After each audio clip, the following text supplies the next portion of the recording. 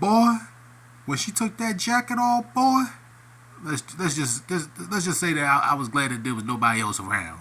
Let's just say that. Boy, it's the WC out here, man. Back with the 2,000 subscriber video. Good googly muggly, man. That thing juicy. First off, before I get to the video, I want to thank you guys, man. The journey's been tough. The journey's been hard just to get to 2K. I've been busting ass, whooping ass.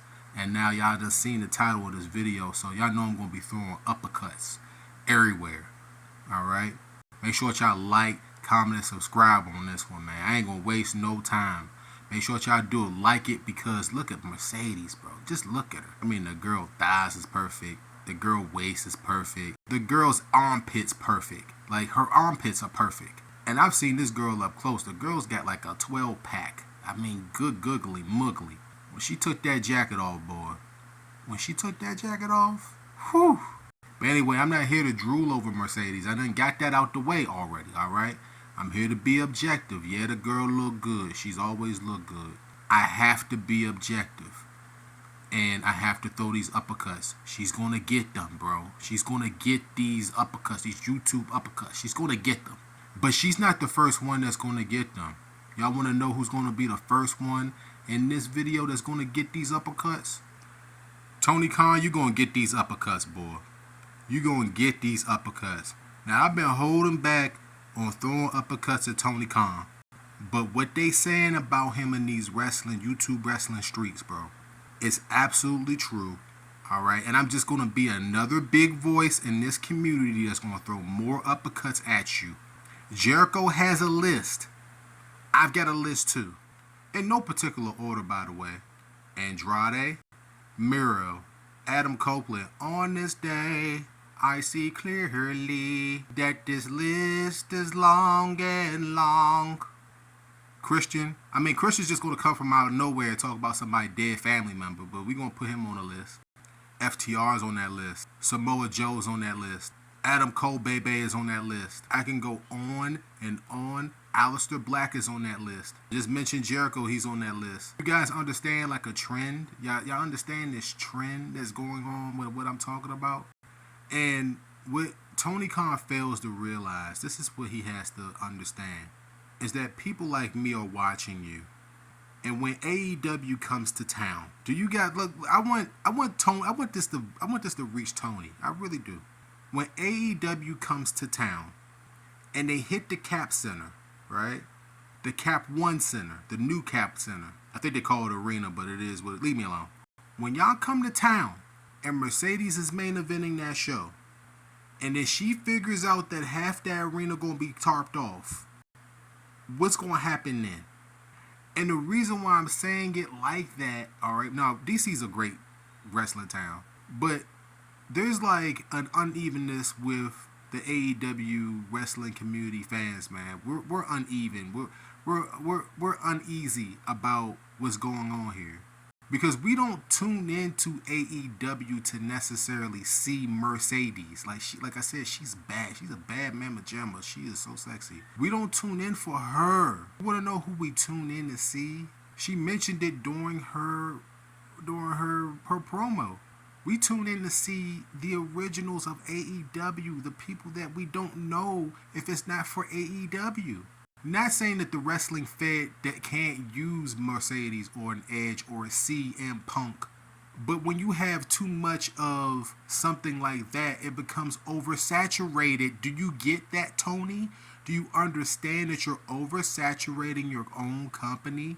It's almost like you're dooming your own company, like circa WCW late 90s, early 2000s. Like, you're not getting that vibe, buddy? No, yes, no, maybe, no, yeah, no. People coming into work and not wanting to do what they're told to do. Yeah, no, maybe, yes, no, probably. Mercedes is a team player. If you told Mercedes to go out there and cry on the mic, I'm pretty sure she would do it. So we not talking about Mercedes. We talking about the other ones back there that Tony's telling them to do something and then Tony is compromising to bend and stretch. No, Tony, you run the show, right? And you running the show into saturation. It's too saturated. It needs to be concentrated on the originals, bruh. You suspended Sammy. Why? I want to see Sammy. Where the hell Sammy at? Where the hell is Jack Perry? Where is he at? What is he doing? He might even show up on this show, this Big Business show. I don't know. I doubt it. I'm doing this at the beginning of the night. Leave me alone. We want to see the originals, bro. We want to see them. They're doing it right in certain spots. I'm not going to throw Tony to the proverbial wolves. Like, he's doing it right somewhere, but not everywhere, which is the reason why he has to reach, bend, and stretch and collab so hard with New Japan for this talent. It's okay to have Osprey on the roster. It's okay to have the Rainmaker come in. It is definitely okay to have Mercedes on the roster. Yes, it's great. And, you know, to have people on the roster like Toni Storm, who's completely rejuvenated her career, by the way. I'm completely fascinated with her right now. All that stuff is good, well, fine, and dandy. But we tune into AEW not to watch alternate versions of other companies, bro. We didn't want this, bro. This can't be what Cody was talking about, bro. This can't be it. This is not what we want, bro. Yeah, we want Mercedes, but we don't want too much of a Mercedes-like signing. We don't want to pull up every 6 months and there's a Mercedes-like show. This show was built around Mercedes, her debut. It's like the first dance was for CM Punk. I get it, like it's marketing, selling out arenas. Okay, fine, big deal. Okay, fine. You would have thought that the Celtics was in there playing and stuff like. And clearly Mercedes is laughing her way all the way to the bank. She cut during her promo that she was thinking about going back to the WWE. Did y'all hear this, woman? Did y'all hear this? She might not have said it directly in her promo, but she said it like in an interview that she had left the door open. And we understand why she walked out on the WWE. The devaluing of her star, her not being a big enough deal, and storylines that didn't make any sense that were beneath her. We get it. We understand, baby. We firmly behind her and Naomi. Once I found out, I was like, they walked out and they needed to walk out just to prove a point. And that hierarchy in that company, as we found out, is perverted and can't keep their hands to themselves. We still had to say allegedly, right, with Vince, right? And I'm pretty sure she's got stories that she could tell about that. I'm pretty sure there's going to be a ton of shoot interviews about Vince coming up. But she walked out on Vince and those boys back in the day because she felt that she was not being valued. And clearly, Tony's going to roll out the red carpet. She's been over there in New Japan. The red carpet's been rolled out for her over there, earning her stripes, changing her gimmicks, you know what I'm saying, expanding her library, which is something that we do appreciate as wrestling fans. We're not going to take a crap on none of that stuff. In the ring, the girl is great, all right? She is everything that you think that she is. The purpose for this and why we have to be real honest about this whole situation is that there's too much oversaturation in AEW, and it needs to be called out before they end up like WCW, man. They're going down that path, and they're wearing me thin. They have to put the championship immediately on Mercedes. Like, she can't come out looking that delicious and y'all not put the championship on her. Like, y'all, I mean, that championship that they got is ugly anyway. So they could put that ugly belt on her and they could call her the champion of that company. It is what it is. Hopefully she'll change the belt, the way that belt looks.